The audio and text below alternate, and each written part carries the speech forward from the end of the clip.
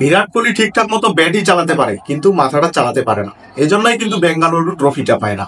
বিষয়টা একদম ক্লিয়ার করে দিচ্ছি। তো ব্যাপারটা হয়েছিল, সচিন টেন্ডুলকার একবার মাঠে এমন একটা কাজ করেছিলেন যার জন্য পুরো ক্রিকেট বিশ্বের ক্রিকেট প্রেমীরা তাকে সম্মান জানাতে বাধ্য হয়। ঠিক একই একটা কাজ বিরাট কোহলি করতে গিয়েছিল, কিন্তু হয়েছেন তিনি হাসির পাত্র, হয়েছেন বোকা। বিষয়টা হচ্ছে, সচিন টেন্ডুলকার একবার ওয়েস্ট ইন্ডিজের বিরুদ্ধে ব্যাটিং করতেছিলেন।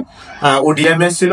ওয়েস্ট ইন্ডিজের প্লেয়ার রাবি রামপল বল করতেছিল এবং বলটা অনেকটা বাউন্সার তিনি মেরেছিলেন এবং সচিন টেন্ডুলকার মোটামুটি এই বরাবর চলে গেছিল। ব্যাটে সামান্য লেগেছে কি লেগে নাই সেটা স্পষ্ট বোঝা যাচ্ছিল না ভিডিওতে। এবং বোলার আবেদন করলো, কিপার আবেদন করে নাই, আম্পায়ারও তেমন একটা সাড়া দেয়নি। বাট সচিন টেন্ডুলকার নিজে ক্রিজ থেকে প্রস্থান করেন, অর্থাৎ নিজেকে তিনি আউট হিসাবে ঘোষণা করেন। এই একটা কাজের জন্য সমস্ত ক্রিকেট প্রেমীরা বলছে সচিন একজন মহান ব্যাটসম্যান, সেই সাথে একজন সত্যবাদী ব্যাটসম্যান। তো বিরাট কোহলিও ঠিক একই একটা কাজ রিপিট করতে গেছিল 2019 বিশ্বকাপে পাকিস্তানের বিরুদ্ধে। বিরাট কোহলি তখন ক্রিজে আসছিলেন, মোহাম্মদ আমির বল করতেছিলেন। মোটামুটি বিরাট কোহলি 77 রানে পৌঁছেছে, মোহাম্মদ আমির একটা বাউন্সার মারলেন এবং ঠিক একই ঘটনা ঘটলো। রাবি রামপল যেমন আবেদন করছিল, এদিকে আমির আবেদন করছে, বাট আম্পায়ার সারা দেয় নাই। কিন্তু বিরাট কোহলি ক্রিজ থেকে প্রস্থান করলেন।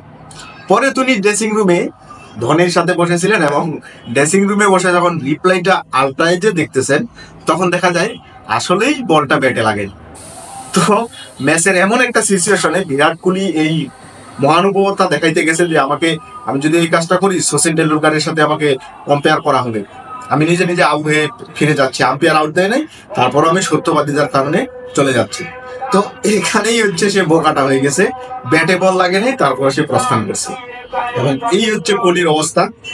একজন গ্রেট প্লেয়ার হলেও রিসেন্টলি অস্ট্রেলিয়ার সদ্য যে প্লেয়ারটার সাথে যেই কাজটা করছে, এই যে কনস্টাসটা কি নাম, হ্যাঁ, তার সাথে কি একটা কাজ করলো, আপনি ডিরেকশনটা দেখেন। এই যে যেমন আমরা হটস্পটে দেখি ডিরেকশনটা, বিরাট কোহলি যাওয়ার কথা একদিকে, কিন্তু সে গেছে মানে একদিকে। আপনি কি ভাই রাস্তা ছেড়ে খালে দিয়ে হাঁটবেন? তো ব্যাপারটা হলো কম, বিরাট কোহলি যে জায়গায় গিয়ে তাকে হুসুট মারছে সেটা হলো ব্যাটসম্যানদের যাওয়ার আসার রাস্তা। সেখানে তুমি ফিল্ডার বিরাট কোহলি ওখানে গেছো কেন? যাই তাকে ধাক্কা দিতেছ, আবার মানে উগ্রবাদী দেখাচ্ছ।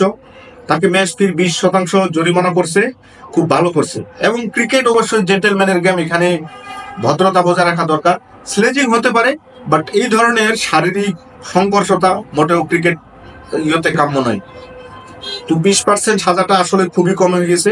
আমাদের বাংলাদেশি প্লেয়ার হইলে, পাকিস্তানি প্লেয়ার হইলে, আলাদা দেশের প্লেয়ার হইলে 2-3 ম্যাচ নিষিদ্ধ করে দিত, অথচ ভারতের প্লেয়ার বলে সে ছাড় পেয়ে গেছে। তো যাই হোক, এই হলো বিরাট কোহলি। অবশ্যই শেষ বয়সে আসে অনেকে ভীমরতি করে, এখন তার ক্যারিয়ারটা শেষের দিকে। এই অবস্থায় আসেছে, নানা ধরনের ভীমরতি করতেছে। তো এগুলো ইগনোর করে দেখবেন টুক করে একদিন অবসর নিয়ে গেছে। এই হলো বিরাট কোহলি। এই জন্য বেঙ্গালুরু কাজ দিতে পারে না। বাদ বাকি ব্যাটসম্যান হিসাবে ভালো, এটা বলতেই হবে, কিন্তু তার মাথার স্ক্রু 2-1টা ঢিলা আছে। একটা সত্য অভিষেক হয় একটা ছেলেকে তুমি যাই ইয়ে করতেছো, তোমার কোনো মানে ভ্যালু নাই। হ্যাঁ, তুমি সিনিয়র প্লেয়ার হিসাবে দাবি করো নিজেকে, তুমি শিশু। যাই হোক, আপনি আমার সাথে একমত কিনা বিরাট কোহলির এইসব কাণ্ডে অবশ্যই জানাবেন কমেন্ট করে। সবাই ভালো থাকবেন।